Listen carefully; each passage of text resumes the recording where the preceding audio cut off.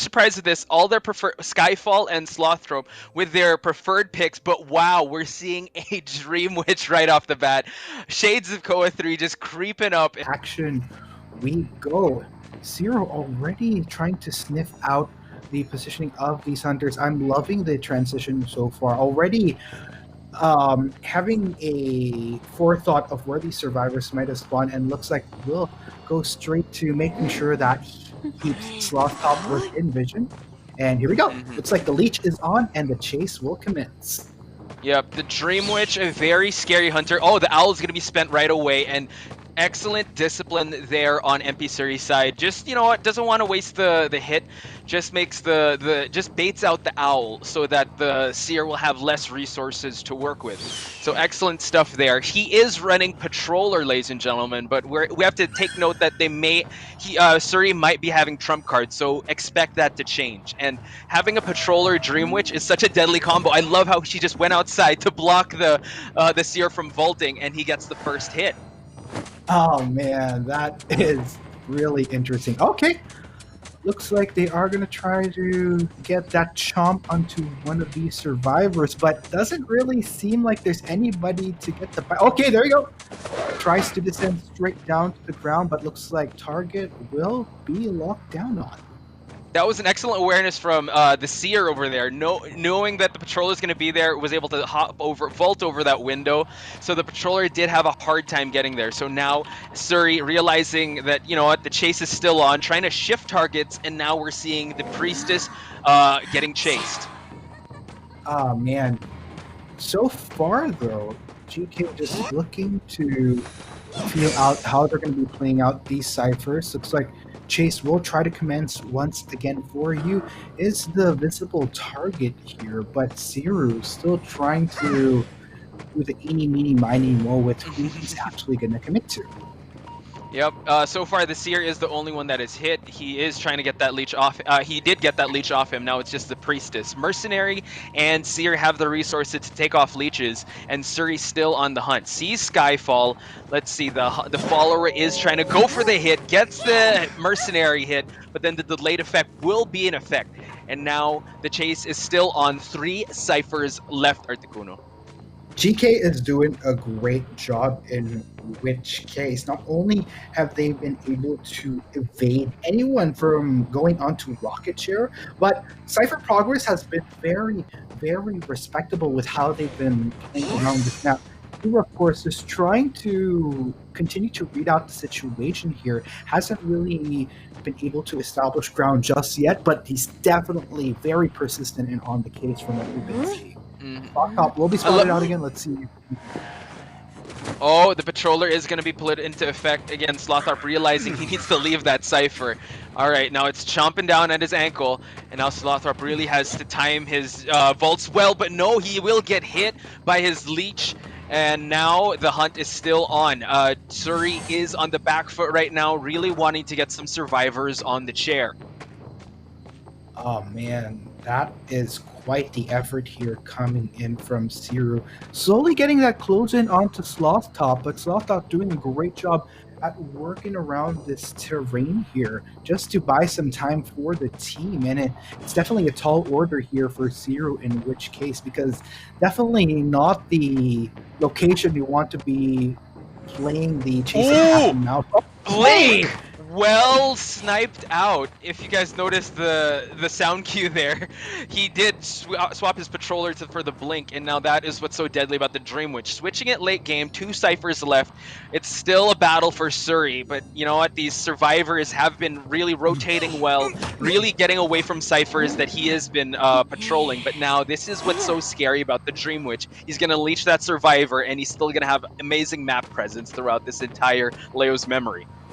Suri, and those ciphers still need a bit of time, so I'm really wondering just how GK is going to respond to Skyfall. Will be going for the rescue, and looks like they will be bolting away, but that won't be preventing Seeker from just going straight for Slot Top. Last effort will be popped up, in which case, excellent job here by the Hunter. Lower left part of the screen sees the Priestess almost priming that cipher, and now Suri realizing that leeches another survivor just so she can control some of these ciphers from popping. Skyfall, the Merc here, half-life, and has already been leeched. It's going to be tough. The Seer is already down, but I believe it wasn't half-life just yet. And now Slothrop just trying to heal up, but you know what? Suri was ready, and now Suri is going to find a share. Yes, sir. And kudos to Zero, in which case seems like he's finally gotten his groove. Was taking his time a bit during the earlier minutes, but it does seem that with the less ciphers to worry about, it's much more easier to manage. In which case, yeah, it's I think Persuadable said it best. Like, it doesn't matter how well your early and mid is, it's really the late game that really counts. But excellent stuff, excellent popped cipher. This could actually be really good on the side of GK. Now Suri on the back foot. Let's see how he's gonna hunt. Detention is now a factor for all the followers. We have one leeched mercenary, the Seer. Oh wow, excellent hit on the mercenary. The time is ticking before he falls. Let's see how Suri will be able to manage this situation. Looks like already making sure that one of the gates is, well, pressured, in which case, but GK, of course, already making good work all the way on the other side of this map. So it really is going to be up to Zero to at least, I think, in a perfect world, would want to get one of these survivors, because there's just so much leeway for GK at this point to get heftier numbers out of that game. The Dream Witch is trying to chase down, gets the hit, but look at that. Picks and bans. Now we see GK on the Hunter's side. Oh, there we go. Okay, picks are being thrown in right now. Oh! On Articuno. This Bloody Queen has already got the first hit in. Nice Owl on the Seer's part, extending the life. And now 72S still on the hunt, and that was an excellent snipe out there for 72S. Yeah, 72S really getting the ball rolling this early on, and I'm very impressed, to be honest. Of course, the ideal scenario for MP would have been able to buy, what, maybe like 15, 20, max 30 seconds more time in that chase, but like 72S ain't playing for in the earlier seconds, that's for sure. And of course, with 5 ciphers still remaining, that it will be forcing MP to need to put a response to this early on. MP, though, having a 2 rescue lineup.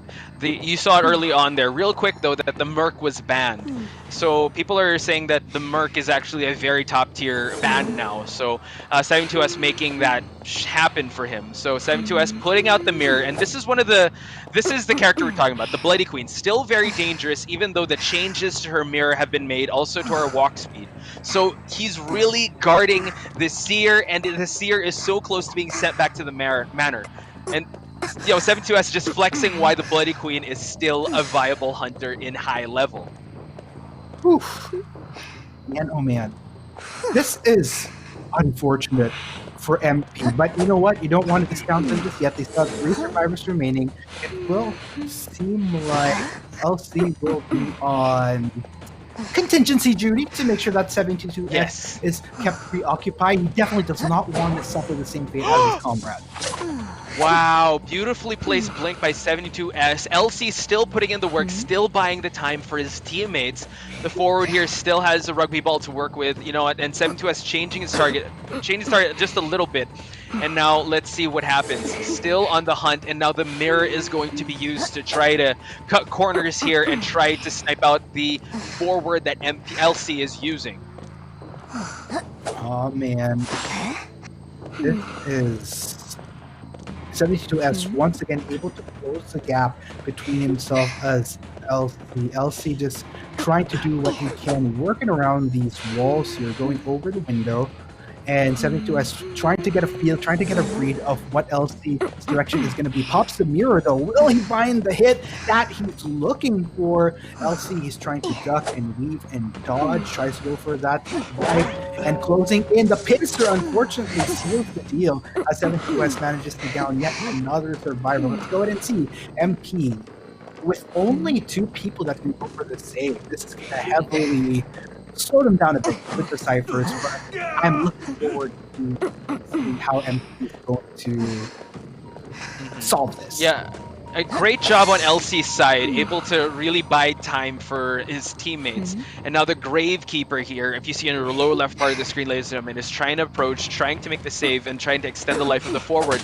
But 72S, seeing them right away, snipes him out of that burrow. Ooh, this is good for MP. The distance that Gravekeeper had was just enough to make sure that he wasn't going for a risky save on that rocket. Now 72S, of course, will continue to commit to LC here. All we need is one site. Now, question is whether or not LC can make it out here, but unfortunately that won't be the case. It looks like 72S will bring him back to the rocket ship. Quite unfortunate, and still, it's still an ongoing game, even though the forward has been shared for the second time. Gravekeeper, I believe, is in the vicinity, while Shuni over here is trying to pop some of those ciphers. Moving away, very wise move.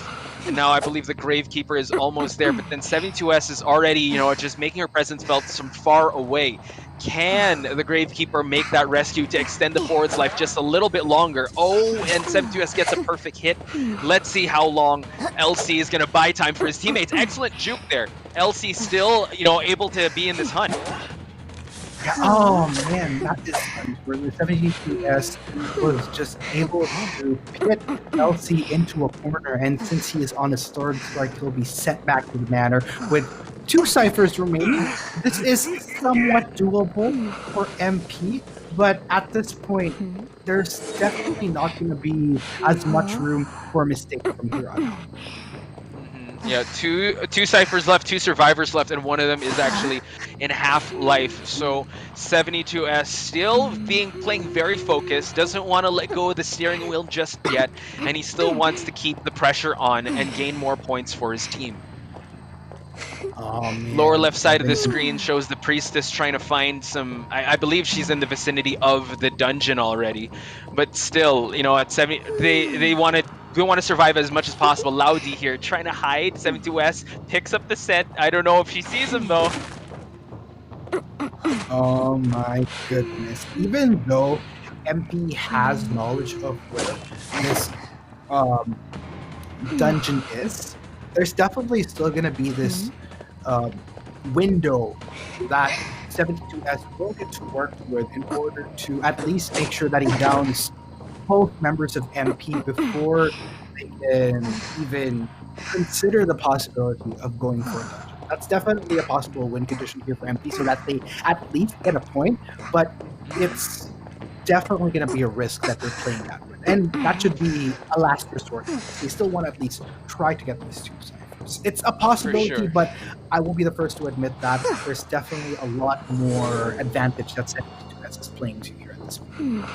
For sure. 72S does hold the pace of this match, really patrolling all these ciphers, really making sure that none of them wiggle. Shuni over here just touching the cipher just so she doesn't get any crows, and now moving away.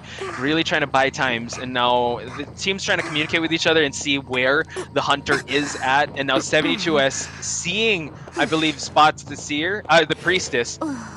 Now uses the holy key just to get it away, and now the hunt is on for the priestess.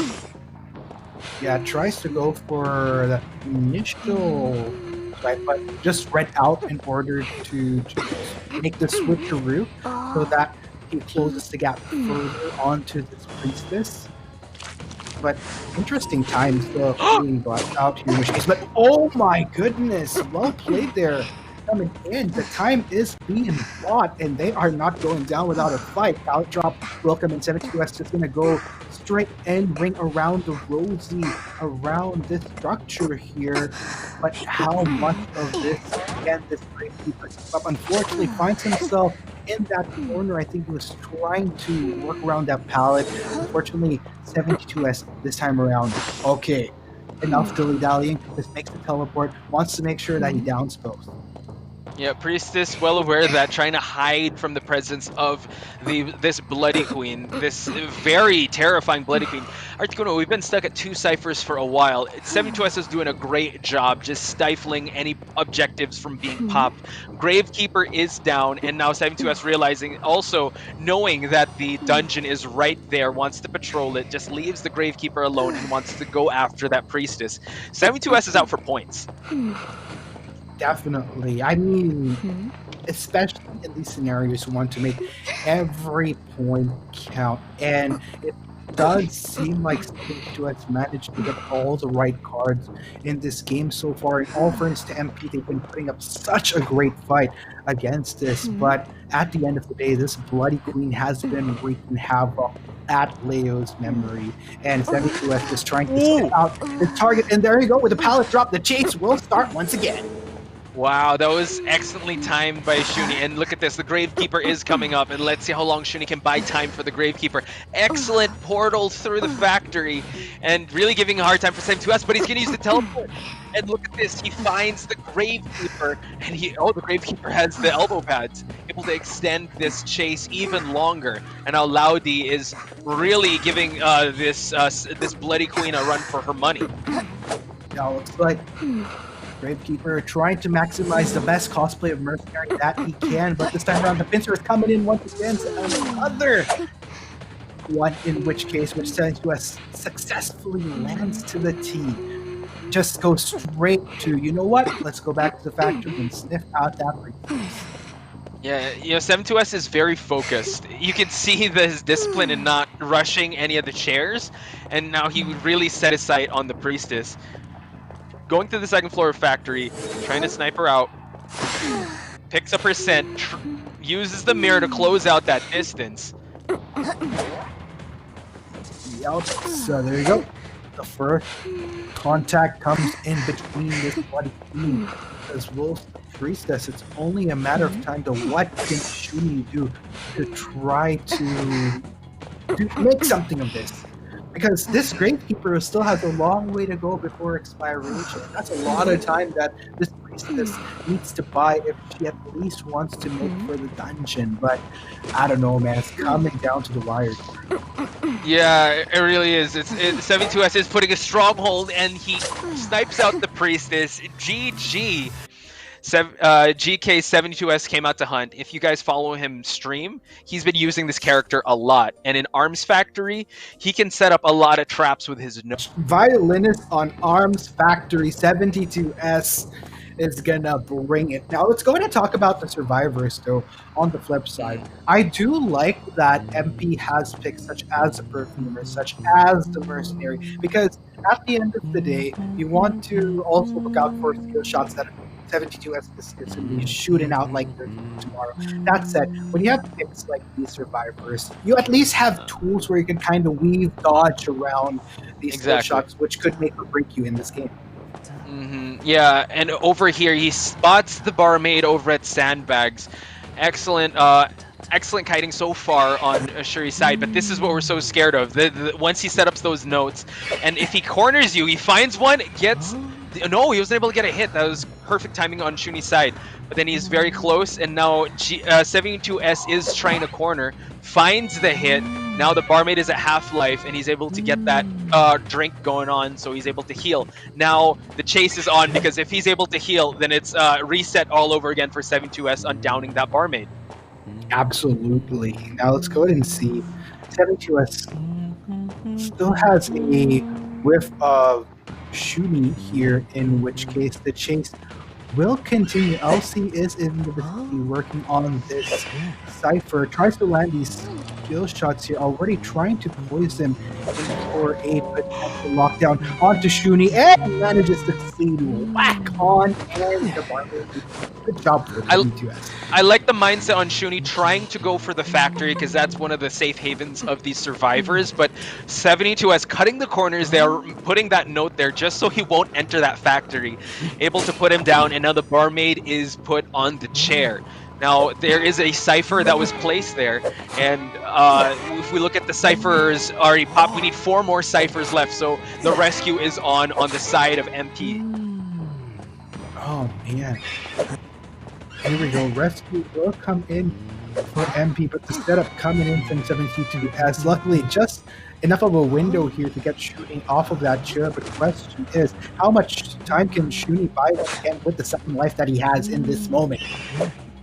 MP really bring the hunt to. Oh wow! I was gonna say MP really bring the fight to GK. But then 72S finds a good hit in there, and that barmaid will be going down. And still, this violin is putting pressure on that Cypher inside the factory. Second time for the barmaid to go on the rocket chair. What I will say though is this is a huge step up from MP regardless.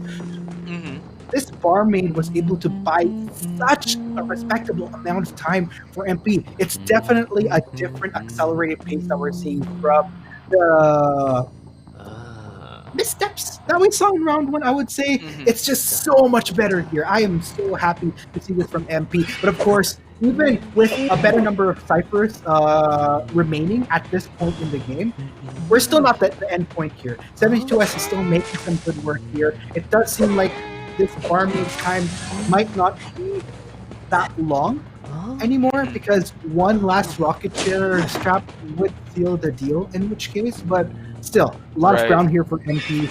Just better performance. Yeah, and just to talk about that rescue, the Gravekeeper was really able to time that well, but 72S very patient, waiting for his target to just get off the chair, and he was really able to get that last effort. And now he is going to put some pressure on those ciphers, Articuno. And he did use trump card and switch to teleport, so that is another factor that that MP has to worry about. I believe one cipher is remaining. Yes, sirree. And let's talk about the win condition here, Watch. At the end of the day, 72S would ideally want to put GK in a position where they dominate the second round, just so that they don't have to worry about a third round. So far, one barmaid down. He's on the right track towards that, but he definitely wants to get more out of this. And with the position that MP is in, there's just so much leeway for them to potentially get 3 survivors out of this game. It's still very much doable. That is the best case scenario for MP, but you know what? GK is guarding that cipher with his life because he wants to get those survivors into those rocket chairs and send them back to the manor. That cipher looks like it's about to pop. But lower left side of the screen sees the perfumer, I believe, at the shack area, almost about to pop in, really redirecting the attention of 72S to try to guard that cipher. And now we see another member of MP on that cipher, really primed and well to go. 72S is still on the hunt, so these MP really doing a lot of rotations here to keep this violinist preoccupied.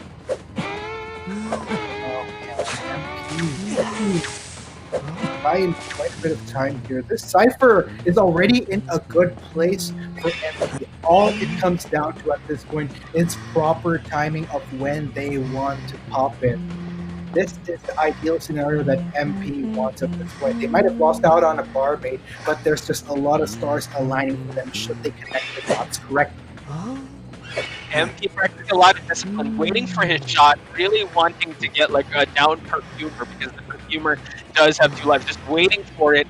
72S trying to bait him for something, but look at the lower left part of the screen, ladies and gentlemen. The Gravekeeper is ready with that exit gate. What is the end game plan of 72S? Trying to find his shot. Oh, get the top already!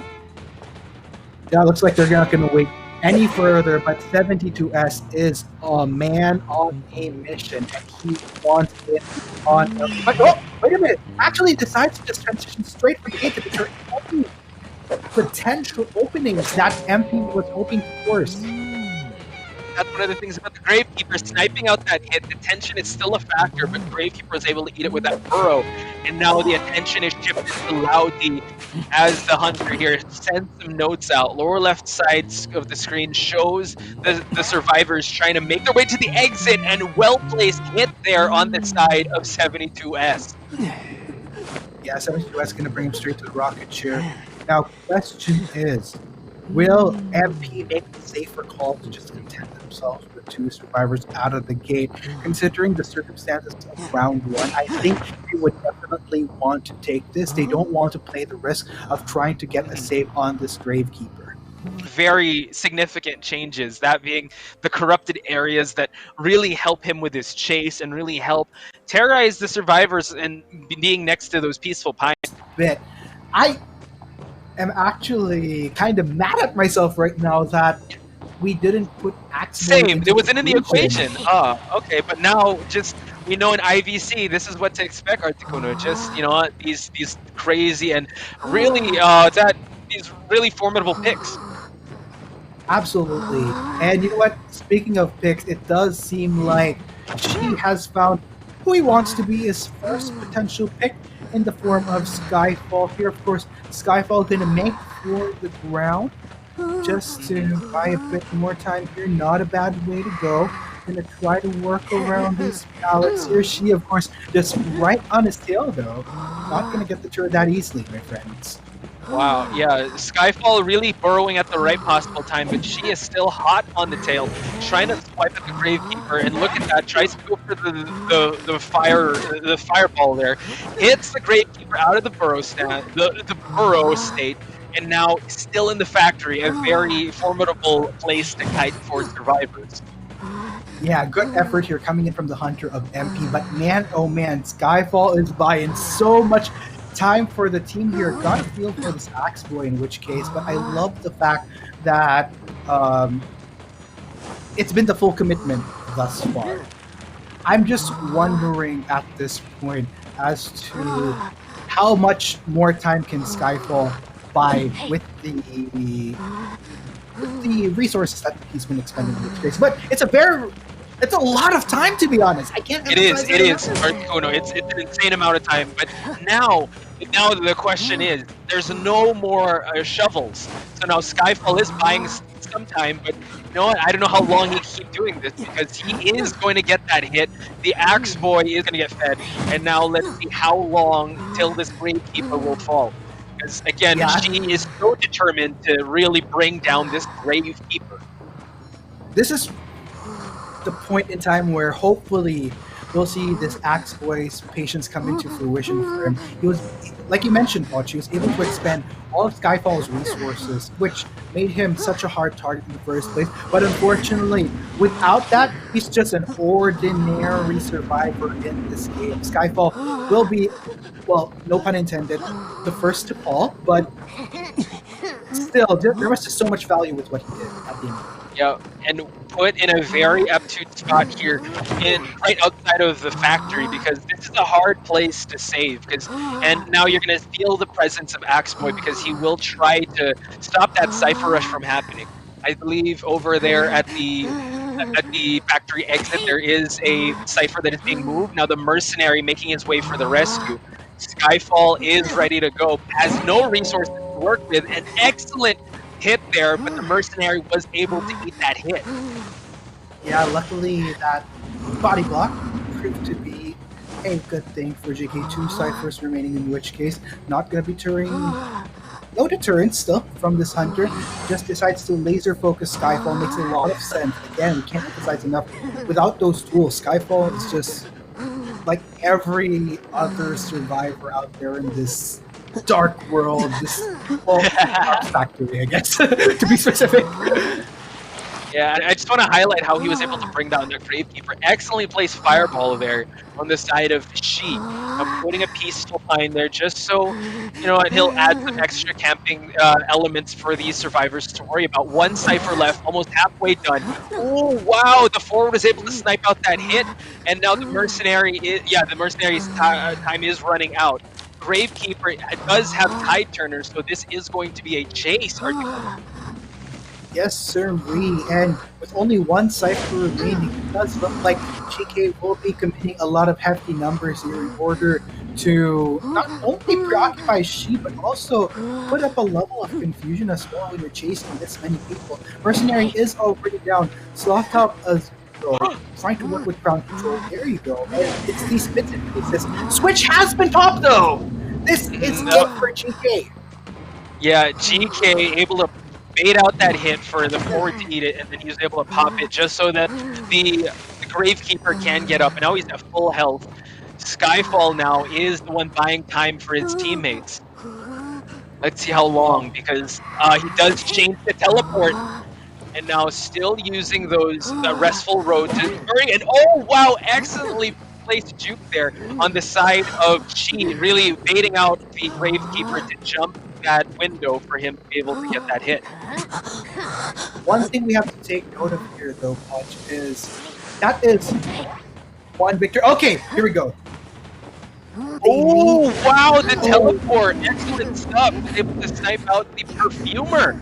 And Articuno, that's a tie. It's a lot. It's a lot. But Prisoner, that is another thing I'm mad at myself for not bringing up Prisoner, because Prisoner is a viable pick if you guys want. Towards two-story, looking for the first target, knowing very well where to transition. For you is kind of a glimpse away, in which case slowly veering towards that, and it's only a matter of time here. That's true. For you being the first survivor being chased here at last stop is a pretty good target for Shi, because again he was able to I don't know if he was able to connect those ciphers, but then if you're able to just stuff the Prisoner, then you're really able to control that cipher rush, because Forward and Mercenary is one of the slowest decoders in this game. So excellent stuff on Shi, focusing on downing this Prisoner. Yes, sir. It does look like for you going to utilize all the pallets that you can in this area straight off the bat, just playing around this working carousel here. Oh man, but there you go. First hit will come into fruition for Shi right away. Articuno, those are two cats, and For You is going to have a hard time here, early down here for the Disciple. Excellent stuff, and that's what we're talking about, ladies and gentlemen. The cats can really hamper, it can really put the chase in the Disciple's favor. Excellent stuff on the side of MP's Shi. Got a feel for you there, in which case. That is just so much resource coming in from Disciple, but hey, you know what? Led to fruition for him. Get the early takedown, sorry, but the early rocket share strap for you. That's a huge win in this game. 5 ciphers, Skyfall needing to early commit for the rescue, and looks like they're back at it. Now For You trying to play this chase game once again, really trying to bait Shi into going in one direction, but oh my god, the cat is going to be a factor here. Tide Turner is still in effect. There we go, the leap, and unfortunately there gets the last effort. For You still trying to create so much space between him and the Disciple, just so it'll take her a longer time for her to put this Prisoner back in the rocket chair. I will say though, with the win condition being 5 points perfect that she needs to pull off for this first half, I will say I'm impressed. Pretty much on the right track here. Looks like GK already trading information on how these ciphers are working out at a respectable pace, but I will say with the information that we have, it is all the more perfect for Shi. That is very true. She still camping, still wanting to secure these survivors. 4 ciphers left. Really wants to get rid of that decoder and spot someone at 10. Uses the cat to try to hamper them. Uses the leap because it's almost done for the Prisoner. And now we're entering the tent, ladies and gentlemen, as the Prisoner goes back to the mansion and the chase is still on for Shi. Yes, sir. He's trying to sniff out a target here. Now, this is probably one of the advantages that GK can at least have a breather with, because of how wide of a terrain they're working on. It will take a bit of a sniffer for Shi to figure out his next target. True. Accelerated decoding has been activated already. And mind you, ladies and gentlemen, this Disciple is carrying teleport. So it's still in favor of Shi, but then, you know what? GK is still not going down without a fight. Now, I believe it is the Acrobat that is being chased now. So this is also one of his playgrounds, if you're able to get those jump spots right. Yes, sir. Sloth Top, though, just working all around. The chase is on, though. That is going to be a bit of a death for Sloth Top. Tries to close distance out here, G, and guacamole. There we go.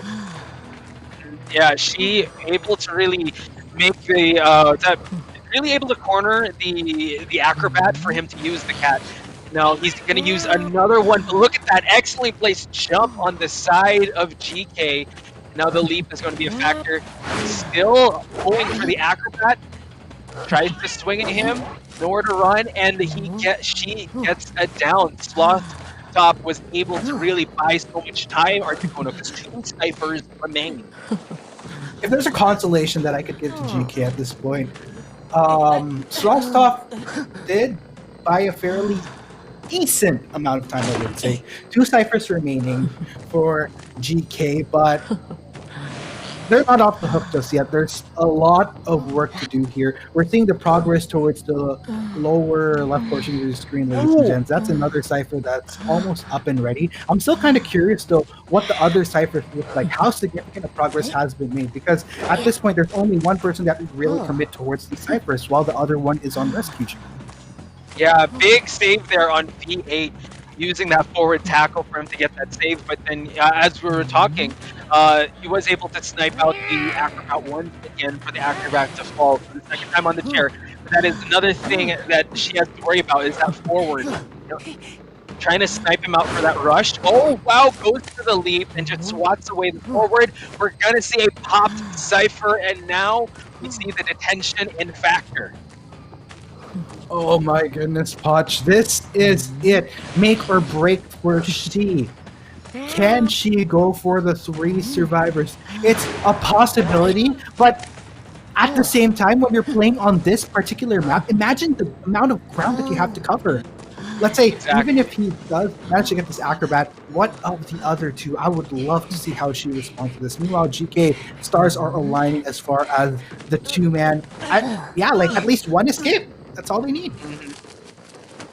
Mind you, he does teleport, trying to snipe it out, but then leaves the acrobat at half health, and now goes for another hit on the mercenary. The mercenary still trying to open that exit gate, but she is still determined to down this mercenary.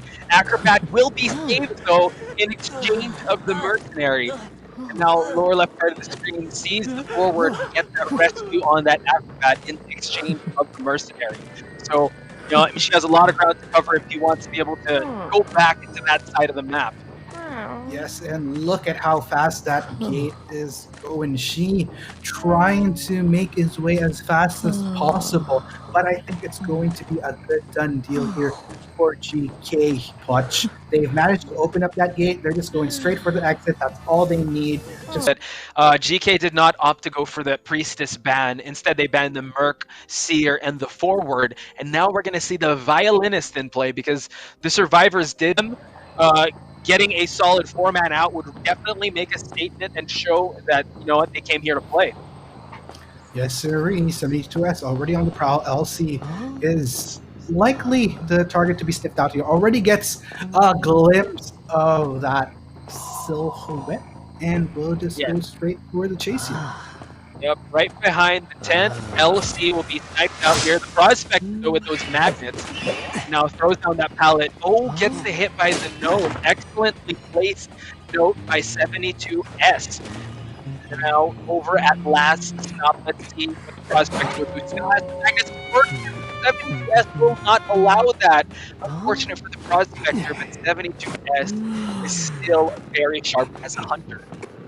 Yeah, I like that LC realized earlier on that he would need to utilize those magnets straight away in order to deter 72S, but even just good on 72S to make sure that he didn't want to spend too long focusing on his first target, especially on a map this wide. This definitely allows him much more room, and actually getting a hit right off the bat on the coordinator as she goes for the save on top. It looks like shots fired, as I would say, but shots were definitely fired, Articuno, and that's going to buy a lot of time for this prospector to gain a lot of space. But the Priestess will get hit. Oh my goodness, and yes, the long portal is out of there, and that's one of the benefits of having a Priestess in this map. Really able to escape with those long portals, really able to back alley it. But LC, though, still not away from the fight of the Violin. Oh man, this is really interesting. 72S is not pulling any of his punches, and we're already seeing 3 survivors in which case. So I think even This is definitely what you want to accomplish as the hunter when you're playing around maps like Moon River Park. You definitely don't want to put yourself in a position where you're allowing yourself to get in a slow pace. You want to put the pedal to the metal as much as possible, just so that you don't have to worry about constantly needing to chase and transition to these different far places of the map. And waste time by just taking down survivors. This is definitely the check that he's looking for. So now, as we see here, the prospector is almost about to head back into the manor, and now we see some survivors healing themselves up, but not if 72S can help it. He's going to try to disrupt that. Coordinator still is in half-life, but oh my goodness, was able to hit him as the Holy Key is there. Prospector is out, and the Coordinator will be seeing that chair. Yes, sir. Looks like Rocket Chair duty looking out for Coordinator. 3 ciphers remaining. This is going to be tricky, though. I just realized with 3 ciphers remaining, this is going to significantly slow down the progress of MP. Only 1 survivor can work on the ciphers at this point. Well, another has to commit to rescue. So yeah, you painted the picture right. 3 ciphers left is not that good for the side of MP, with 3 survivors and 1 is chaired already. Oh man, that's already a hit. But nonetheless, the objective was to make sure that they got the Coordinator out of the chair. Mission accomplished. Big question is, can the Coordinator buy a bit more time here for MP to work with as they try to maximize these moments to work on the ciphers? Because, okay, Coordinator put himself all the way towards the point. So, 2 second spot, respectable in itself, but 72S clearly no indications of slowing down so far. There was not a single moment that was dull for this guy. Always constantly on the chase, always constantly making sure that his survivors kept in check when strapped to a rocket chair. This is definitely 72S playing to knowing what his win conditions are, all factors considered. You said it best, that he has to put he's putting the pedal to the metal and really wanting to secure a lot of points, and that is what this violinist is doing. Even though that this map is huge, with those notes to really slow down the survivors, that's still something to consider when you're trying to pop these ciphers. Now he spots Lao D here, trying to create as much space as he can, goes to the first stop here, gets hit while he was able to do that. Oh wow, is he being chased? That was such a close call there with that shockwave of notes. Now, question is, how far is this roller coaster going? But you know what? That said, this is a good line for MP to work with. Traverse all the way towards the end of that terrain. One thing to note, though, is this does put both Shuni as well as Law D on the same side of this map. So that kind of is a breath of relief for 72S, not needing to traverse towards yet another half of the map just to reach survivors. Yeah, they did have some room to breathe, but still 2 ciphers remain, so they have to really prioritize those objectives while you have a hurt Gravedigger, while Shuni is being hunted by these notes. Excellent portal to get inside that tent, and 72S realizing that tries to move and tries to keep the chase going, goes through the Holy Key so none of the other survivors could use it. While on the lower left side of the screen, we are on the Gravekeeper's side. He is trying to heal himself up. He was able to open up a toolbox for him to extend his life just a little bit longer, but these 2 survivors still haven't seen the rocket chair just yet. Oh man, here we go. Shuni has been spotted out. Those ciphers, though, that's a huge concern for MP. And as we can see as a notification from Laudi informing Shuni that we're only 11% into one of these ciphers. We have a long way to go. It's going to be a long night should MP be able to continue to muster all the power that they have to kite and keep 72S preoccupied for the longest time. Oh, wow. Excellent movement there from Shuni. But 72S, though, using the teleport to try to get back at the Gravekeeper, just keeping the Priestess at half-life, and now shifting targets. This is what we talked about when 72S hunts. He's really able to focus on one target. Even though you think that he's shifting target, he's just baiting you to a false sense of security just so you leave yourself a little bit extended. And that's what he used there with that teleport. Yes. In which case, really interesting tactic coming in from MP, maximizing the roller coaster when they can to continue to buy these seconds. Makes 72S take the long way of needing to walk constantly, but really, MP, they're gonna really need to stretch it if they want to make this work, because again, I can't emphasize enough, there's a long way to still go for these ciphers, and I can't blame MP because it's a huge detriment that they recommend. Oh, unfortunately, Lao D will fall, and this will Shuni to make a run for it, as he'll know that 72S is right on his tail the instant that he took down the creep. Yes, and this is 72S's calling card. He'd leave that survivor down just to buy time, because he knows when that survivor gets sent back to the manor, he has to play catch up in terms of finding the other survivor and making sure that survivor doesn't find the dungeon. Now, Lao D is going to get ballooned. 72S trying to, going for the chair. Interesting stuff. So I guess that he's going to just make sure that there's going to be a timer on the clock for this priestess to try and go for the save, or trying to see if she'll go for that dungeon. Oh man, this is so tricky. Okay, I mean, it is a bit of a breather, I guess, that Gravekeeper was committed to a rocket chair, because a win condition at this point for Shuni is either you risk going for a save, or you just constantly try to cut enough time until Laudi skyrockets out of there and you just go for it. But again, the problem here at the end of the day is the constant need to buy time. Yes. And now he's trying to buy as much time as possible. Gravekeeper is past the half, and you saw there that green blip. That is sanctuary for this priestess. 72S not allowing it though. Still trying to kite. It's still trying to just stuff this priestess as much as he can. But this priestess is gaining a lot of terrain. Excellent stuff. But oh my gosh, now it's a standoff, Articuno. Oh gosh, 72S. I see that. I see the dungeon.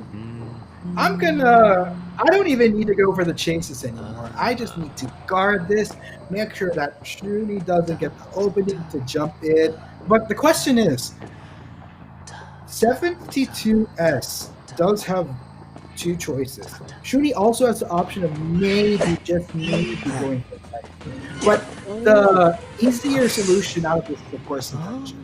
Temptation is lingering for Shuni to go for that dungeon. Shuni wants in on that. He does.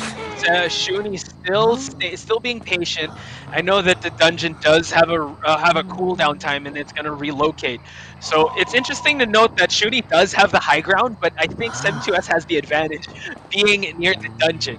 So Shuni, let's see how he's going to commit to try to approach the dungeon. It is a nail biter, ladies and gentlemen. How will Shuni try to approach this fully fed violinist? Oh my goodness. Shuni is taking his time, in which case taking all the breather that he needs to try to linger slowly. But I think 72S already has a whiff of the trail Shuni has made after transition. But he's able to do it! Wow! Shuni able to do a backdoor exit there, really being able to practice a lot of patience. My gosh.